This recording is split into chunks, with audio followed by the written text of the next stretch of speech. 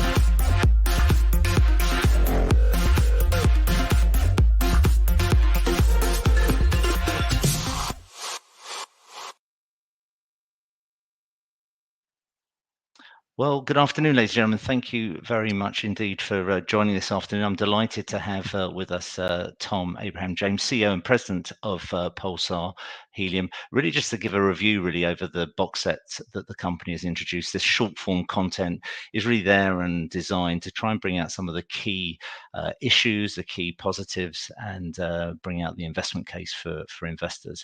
So Tom, thank you very much for joining us. We started off with series 3, really episode 1 around the rise of AI, and a number of questions, but maybe one to focus on is, what does your agreement with Chart Industry mean for the company? Yeah, thanks, Mark, and hi, everyone. I must admit, like after that video, I'm feeling pretty hyped. It's time to go to the nightclub after that. But tell you what, Chart Industries, yeah, look, for us, the agreement that we announced to the world not that long ago, it means a lot. This is really us looking at, why are we here? What are we doing? And the end goal is indeed to get to production. And with Chart Industries, they really are the gold standard when it comes to industrial gas facilities. So in terms of the engineering, the design, and indeed the fabrication, commissioning, installation of. So we aligned ourselves with Chart because they are effectively the best at what they do. They're a US company, and one of their major fabrication facilities is quite close to our project as well. It's also in Minnesota. So there's a lot of benefits there. But what we also want to do is to show that to the world, to the market, that aligning ourselves with the company like Chart is that we're not here to do a second-rate job, that we're here to align with the best. And you know, should we get to that milestone of production, then have the most professional facility that we can have. So that's what it means. Thanks ever so much, Tom. We then turned on really to episode 3, where we looked at kind of health and the role that of critical raw materials in care. What technological advances are being made that rely on helium? Yeah, it's pretty rapid actually. Like there's a lot of new applications. So really, yeah, helium's all about the tech industry. So that's the big one. So lifting applications we're aware of, but tech is becoming increasingly more important. And this is because of helium's unique properties. You know, it's something which is inert, so it doesn't react with anything. It's non-flammable as well. It's non-toxic, non-hazardous. But its key property is that we can keep it a liquid at close to absolute zero. We can't do that with other commodities that have similar properties. So what you want to keep really cold, that's one key thing. And so it's with data centers is a big one. So and particularly with AI, with the cloud, that more and more data storage is required, generates a lot of heat, therefore uses a lot of electricity. So there's some very interesting new applications utilizing helium, both hard drives and then also for cooling systems as well. So that's a big one that we're seeing. But of course, the other big one is for semiconductor manufacturing, computer chips. And we're seeing there's a lot of talk about that internationally, like with governments funding domestic production of semiconductors, computer chips. And in order to do so, you need helium. So, you know, on a monthly basis, we're hearing about quite enterprising new applications for helium as well. So quantum computing, reactors, you name it. I think it's going to just keep on growing, to be honest. That's great. Thanks ever so much indeed. We moved on to the next episode, and I guess one of the things, I mean, politics, given the Trump election and so on and so forth, is really why is domestic helium production so geopolitically important? I wonder if you give some color on that. A couple of reasons. So one is that its application for the technology. I mean, we definitely rely on not just for day-to-day life, but also defense and many other applications, so computer chips, for instance. So making sure that you're able to domestically produce those. So that's one key thing. The other one too is that helium doesn't like to be transported long distances either. So it's a very small atomic size. It likes to leak. And so therefore, if you have it as a liquid under high pressure in a container, transporting it internationally over water and so on, is that then it creates the opportunity for leakage.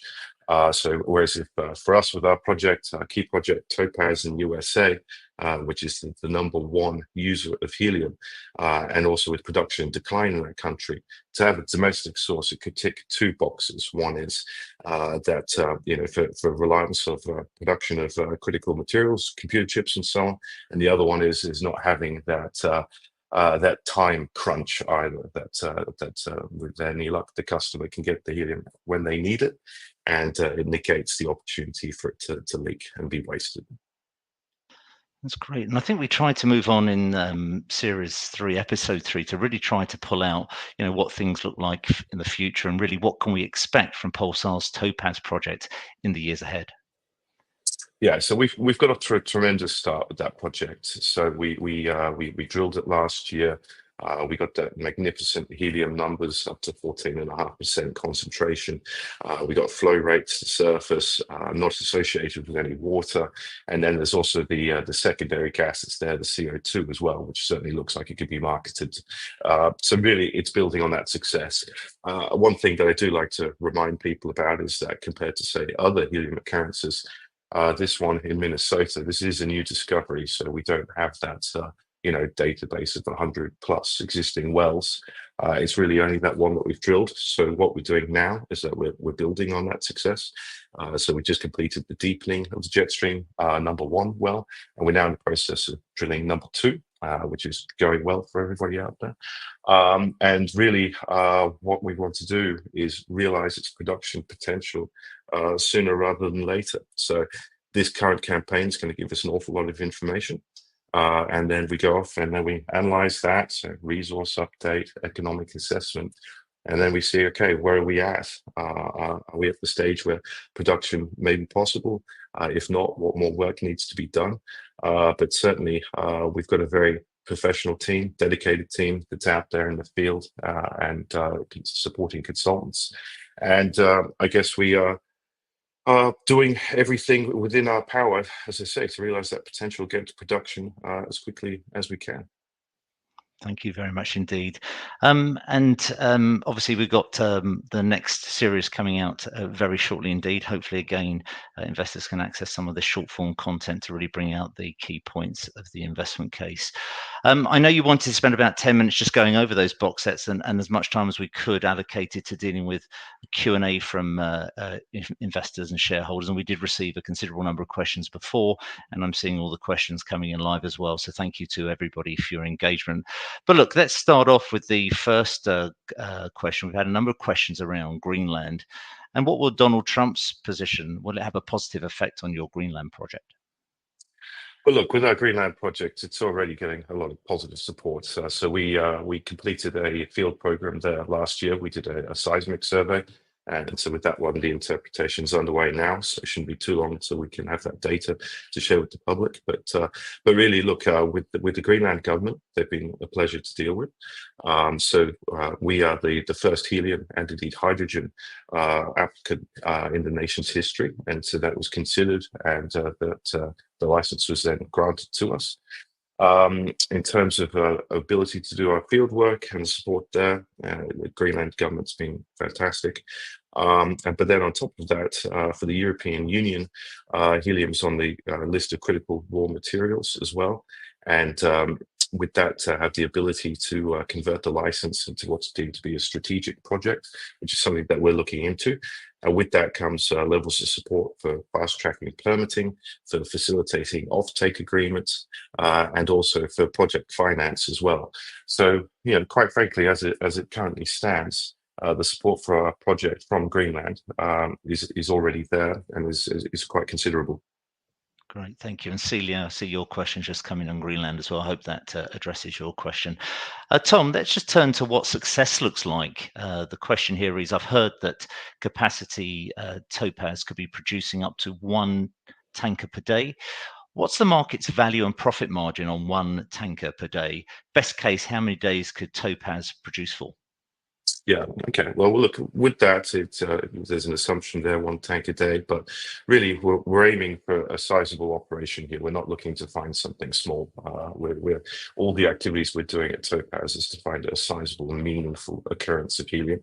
But certainly 1 container a day would be that. That would, rank it amongst probably the largest producers of helium in the world. So anywhere between 1 and 6 containers per day is that puts you in the top producing bracket. But what's that worth? Well, a container of liquid helium, you're probably looking at, anywhere between, depending on the offtake and or if it's spot, but it could be anywhere between sort of 650,000 up to a couple of $1 million per container. So, it's significantly valuable product, that's for sure. In terms of the operating margins, it's not something I can say at this moment in time. We haven't got to that stage, but in terms of the value of the product and how much you can fit into a container, well, that I can answer, which I just did.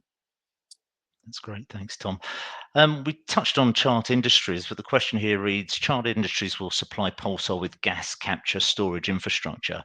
From what I understand, Pulsar will be receiving a bespoke solution. Does cheaper off-the-peg solutions exist? Are there disadvantages and such? Yeah, so all the technology is existing technology. It's not something which is outside the box. And we're very fortunate with the gas mixture that we have as well. It certainly looks very favorable for processing. So with the high concentrations of both CO2 and helium, that certainly helps with the processing of it. So in terms of a bespoke solution, it really is just, okay, what gates does it need to pass through? Do we need this or do we need that? And that's what Chart is currently looking at. So it would be a custom configuration of known technologies, so nothing outside the box. With what I mentioned earlier, with Chart really being the gold standard, what we want to do, and the message that we're portraying to the market is that we're doing this as professionally as possible. We have seen that there have been a couple of other companies that have gone out into production, and that they perhaps haven't lived up to expectation. So what we're looking at is something which is, it's a professional group Chart, and that it's tailored to our specific needs. I guess the alternative would be to go out and buy something which is already there, which is being used, perhaps, but for that, it may not be ideal for our circumstances, and may need quite a lot of modification. So rather than going through those hurdles, I think it's better to get something that's brand new and is fit for purpose for our project. Thank you. Given the progress being made at Topaz, and I guess your experience more broadly in helium exploration, what are your expectations regarding the upcoming preliminary economic assessment? How confident are you that we'll see an increase in the independently estimated chance of commercialization surpass the current 0.65? A lot there, but over to you. Okay, all right. Well, look, we're doing quite a bit of work at the moment. So that initial, well, firstly, the resource, that's where we've got the chance of commerciality, that's 0.65. That already is extremely high. I mean, it's basically 65% chances of commerciality. So based on one well. So now we've deepened that one, and we're drilling a second. So I would like to think that should that be successful, then we'll only see an increase in that chance of commerciality, is my expectation. And then in terms of the economic assessment, so this is the first time that we'll be going public with a preliminary economic assessment.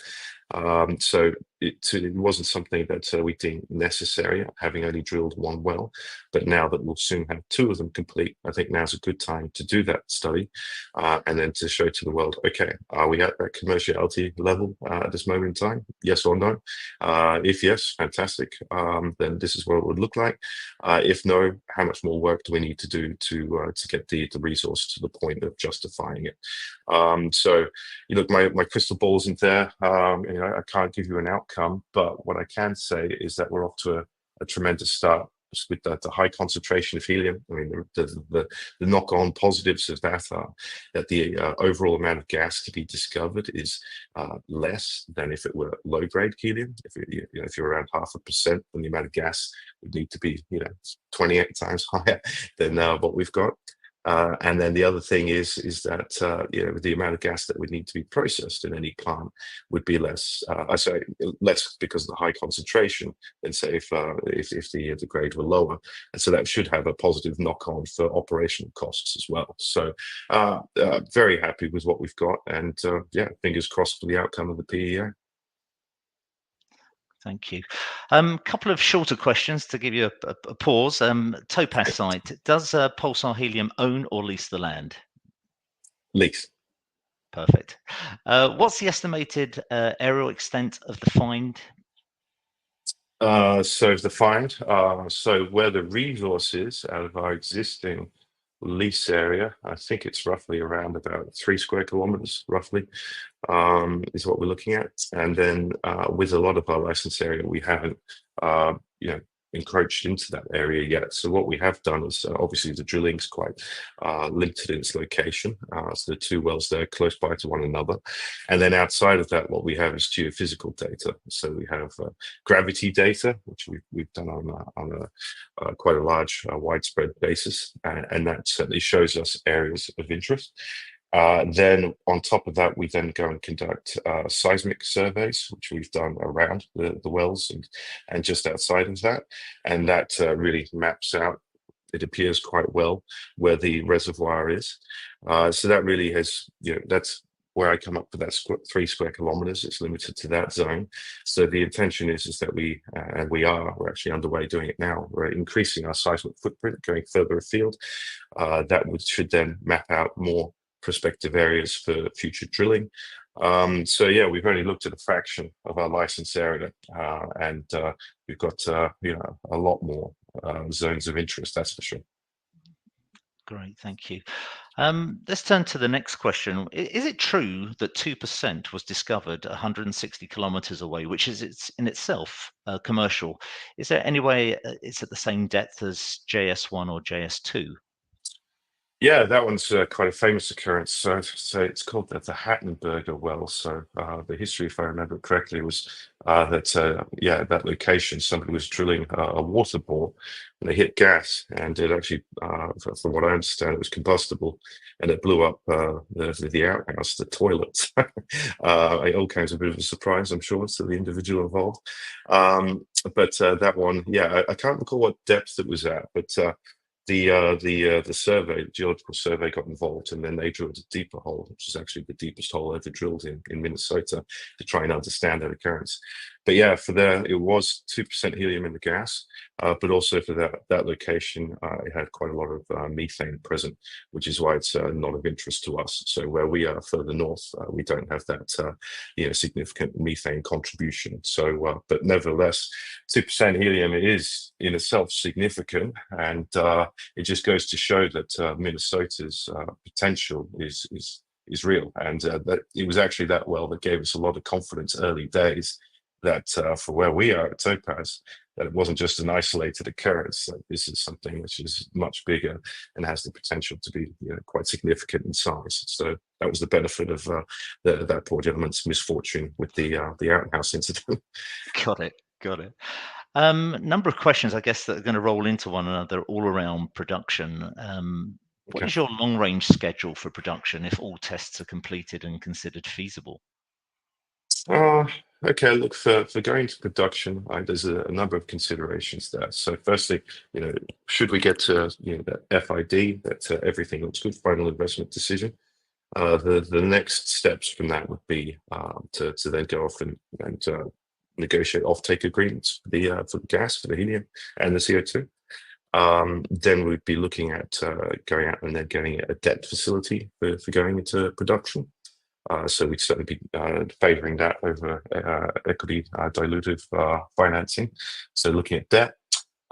Then for the permitting, for the fabrication, for the commissioning, etc., you're probably looking at a time frame, probably around about 18 months. I'd say somewhere between 12 and 18 months probably seems realistic. So whatever it takes to get to FID and then add on, probably about the best part of 18 months after that. Thanks. Let's take this next one. If the Topaz site is considered feasible, how complex is the permitting process for production to begin? Complex, I wouldn't say complex. At the moment, so the state of Minnesota's, they passed legislation last year in May for the exploration and production of helium and other gases. So that was great. And at the moment, going through the regulations. And so they're looking at what is the framework going to look like, the rules, so to say. And with those, we certainly have been aware of how that's progressing. We've had the ability to provide input, as of many others stakeholders. And from what I can see is that it's not complex, but I think it's reasonable, the things that are in there. So, permitting is quite simple. It's environmental considerations. Okay, so what could the potential impact be? And then also on the community, and making sure that everyone benefits and that we're a positive addition to the local economy and to the local community. So look, I wouldn't say anything complex in there. There's nothing in there that leaps out as being surprising so far, but things that I believe are necessary, to be honest. So it's the good thing with this project is that it is quite simple. To be honest, is that we're not looking at a complicated gas mixture. We're not looking at a hazardous gas either. We're not looking at interacting with any water. We haven't encountered any water table. So the only consumable is electricity, really, for production. So really, it is quite minimal in its footprint. But with any permitting process, that has to be confirmed beyond any doubt, which I think is appropriate. Great. Let's just stick with the theme of production. Just taking on a question here. What is the base case timing to start commercial production of helium? Base case timing, that's to be determined, really. So we are, we're not at that stage yet where we can say, yes, we're definitely going to production. So that's work that's currently underway. But I would like to think that hopefully some point this year we'll have a fairly good idea of where we're sitting. So once we complete this field work underway, resource update and the preliminary economic assessment, I think we should have a fairly good idea of where we're at once that's been completed. Great, thank you. Just to confirm, all the questions are coming in for everyone you answer, Tom. There's another 2 or 3, so I'm going to keep you on your toes, if I may. Sure. Is Pulsar actively working to secure more acreage or land for its operations? Yeah, look, for Topaz in Minnesota, we're always looking there. I mean, the key thing is there that the state of Minnesota has allowed the leasing of state land for helium and other gas exploration and production. So that's something that we're actively pursuing. So yeah, look, as I mentioned in one of the previous questions, we think that this is quite an extensive occurrence of helium. There's that 2% 160 kilometers away. So no, certainly, as we learn more, as we gather more data, and particularly as we expand our seismic footprint as well, that really guides us to additional prospective areas. So I guess we don't rest on our laurels. We always keep our eyes out there to see what else is available in the vicinity. But in terms of additional projects or going elsewhere, not of interest. I think that with what we have in Minnesota and what we have in Greenland are two of the best helium projects out there. So I'm not looking to go anywhere else. Thanks. A couple of questions around drilling. Where do you intend to drill post Jetstream 1 and 2?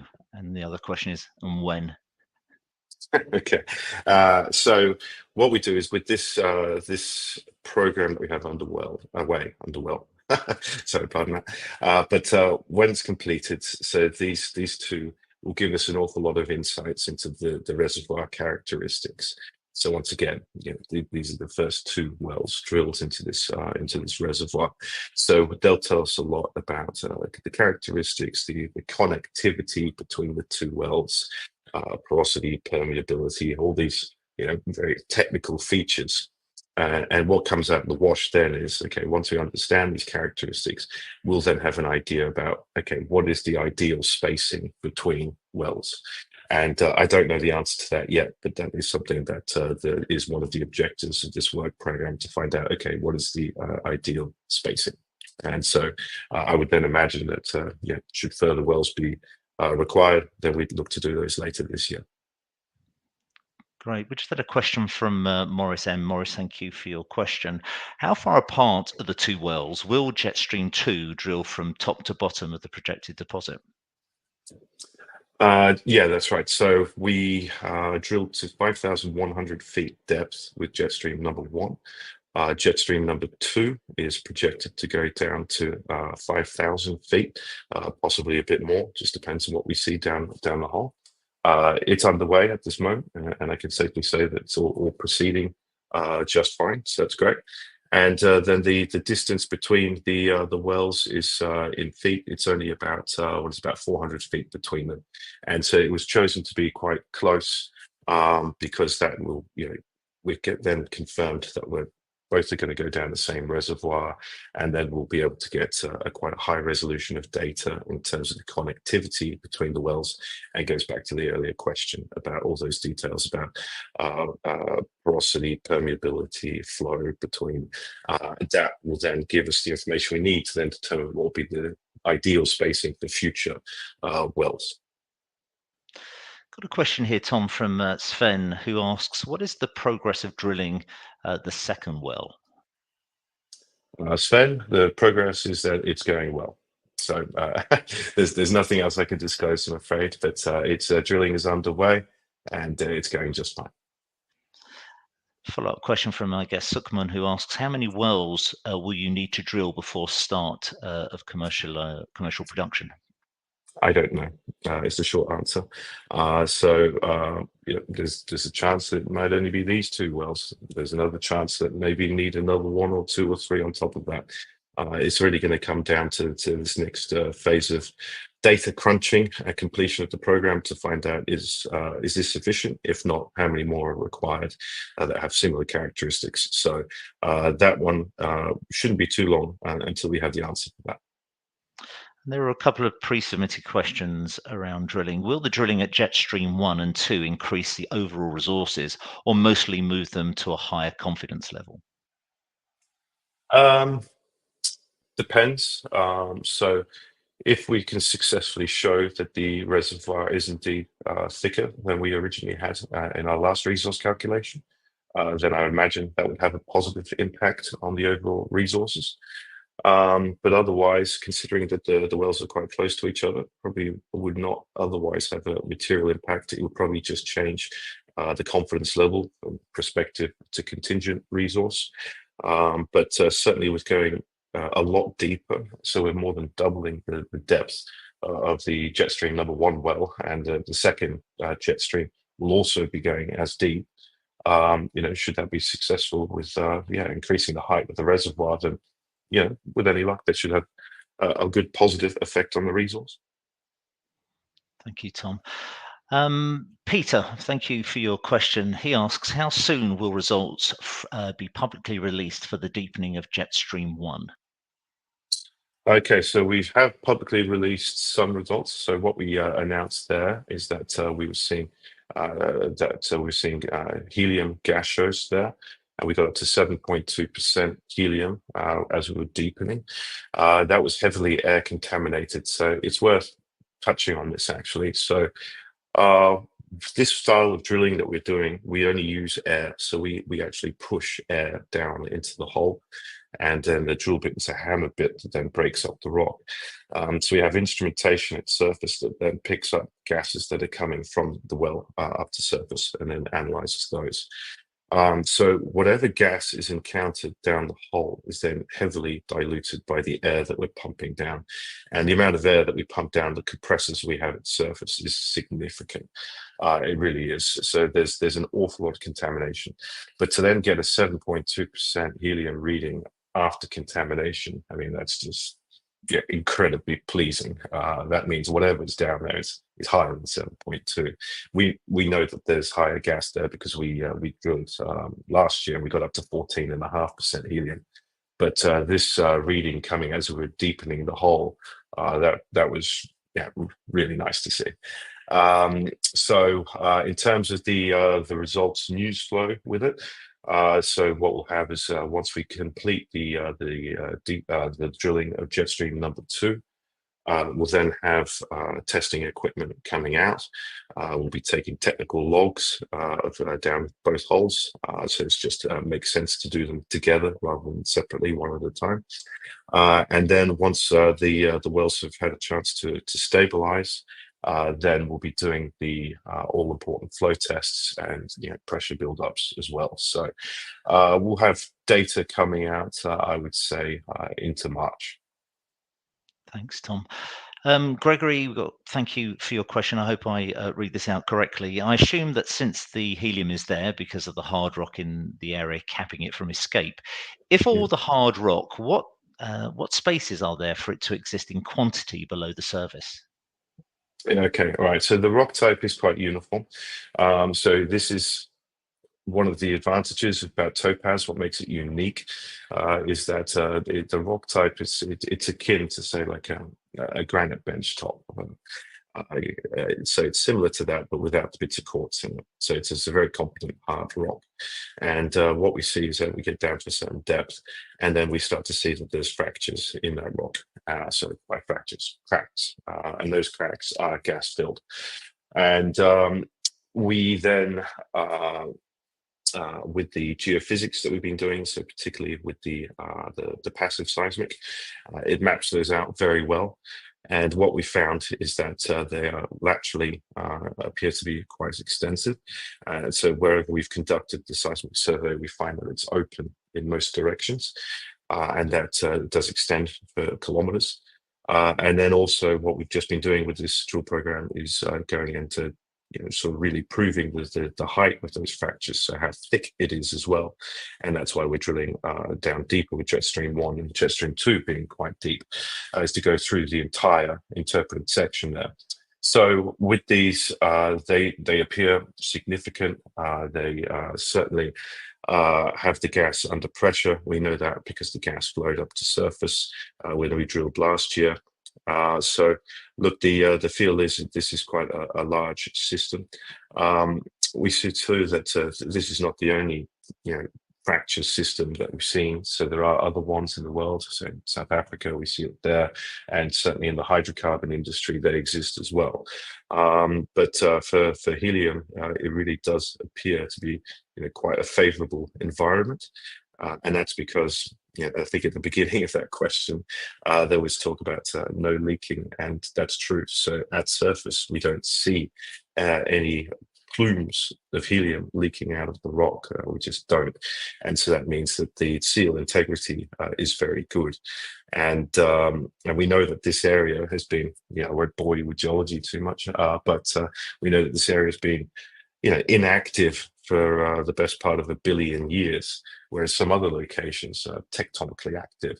So what does it mean? So for 1 billion years it's been quiet. It means that you're not seeing earthquakes, you're not seeing these events that could then create fractures that go up to surface that would then allow the gas to leak out.